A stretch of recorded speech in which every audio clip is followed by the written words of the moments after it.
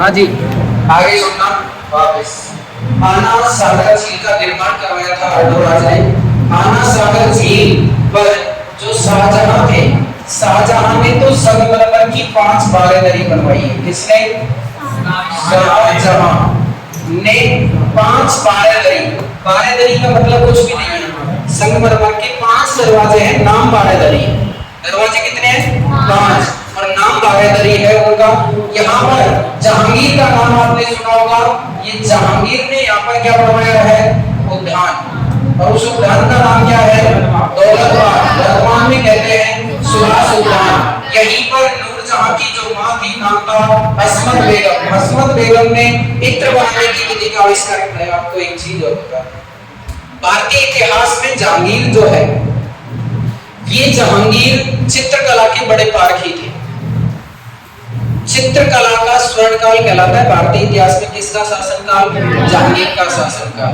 तो होता क्या है, जहांगीर के शासनकाल में, ध्यान दें, अकबर का शासनकाल आप बताएंगे। अकबर का शासनकाल क्यों?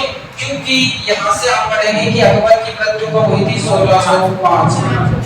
ईस्ट इंडिया कंपनी की स्थापना ब्रिटेन में कब हुई थी? 1600 में।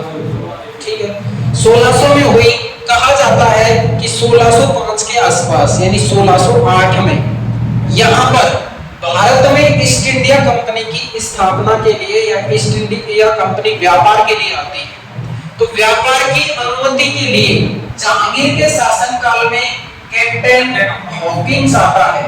कैप्टन कौन आता है? हॉकिंस। लेकिन हॉकिंस को व्यापार की अनुमति नहीं मिलती है। हॉकिंस को व्यापार की अनुमति नहीं मिलती है। उसके बाद में ब्रिटेन का जो राजदूत है, sir Thomas Roe, sir Thomas Roe, राजदूत का नाम है जेम्स प्रथम। शासक है जिसका नाम है जेम्स प्रथम, और जेम्स प्रथम का राजदूत था कौन? Sir Thomas Roe. Sir Thomas Roe ने यहाँ की पहले स्थिति का जायजा लिया, जहांगीर के बारे में जाना। जब जहांगीर के बारे में जाना तो उसने जाना कि ये चित्रकला का बड़ा पारखी है। जहांगीर के बारे में कहा जाता है कि चित्रकला का इतना पारखी था कि अगर किसी नायक या नायिका का कोई चित्र बनाया है, तो उस नायिका को, चित्र को, किस आंख अलग आदमी ने बनाई, नाक अलग ने बनाई, मुंह अलग ने बनाया, उसका चेहरा अलग ने बनाया, हाथ पैर किसी और ने बनाई, तो वो उस अंग को देखकर, चित्र के उस अंग को देखकर ये बता देता था कि उस चित्रकार ने बनाया। इतना बड़ा पारखी था चित्रकला का कौन? जहांगीर। तो जहांगीर चित्रकला का शौकीन था, इसीलिए इनके शासनकाल को भारतीय इतिहास में चित्रकला का स्वर्णकाल कहलाता है। अब क्या होता है कि ये जो सर टॉमस रो है, सर टॉमस रो क्या कर रहा? अरे ये खुद जहांगीर का ही एक चित्र बनवा लाया।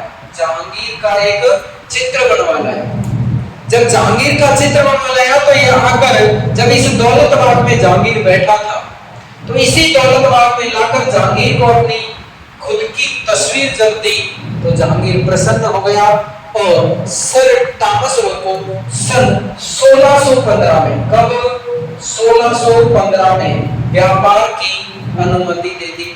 इसी के साथ भारत में ईस्ट इंडिया कंपनी क्या करने लगी? व्यापार करने लगी और यहाँ पर स्थापित हो गई। नेक्स्ट देखें, यहाँ ये पहाड़ियां कौन सी हैं? पुष्कर की पहाड़ियां। पुष्कर की पहाड़ियों का जो जल है वो इकट्ठा होकर जब आता है तो वो कहलाता है बांडी नदी। तो क्वेश्चन पूछा जाए, आना सागर झील में पानी कहां से आता है, तो आंसर क्या बताएंगे? पुष्कर की पहाड़ियों से बांडी नदी के माध्यम से पानी आता है। कुल मिलाकर बांडी नदी के पानी को रोककर, दोनों पहाड़ी तो दोनों तरफ है ही, एक तरफ आप डाट लगा देंगे ना, झील बन जाएगी। तो क्या किया? बांडी नदी के पानी को रोककर अर्णोराज ने क्या बनवा दी? आना सागर झील बनवा दी। ये आना सागर झील अपने उद्गम स्थल पर, आना सागर झील से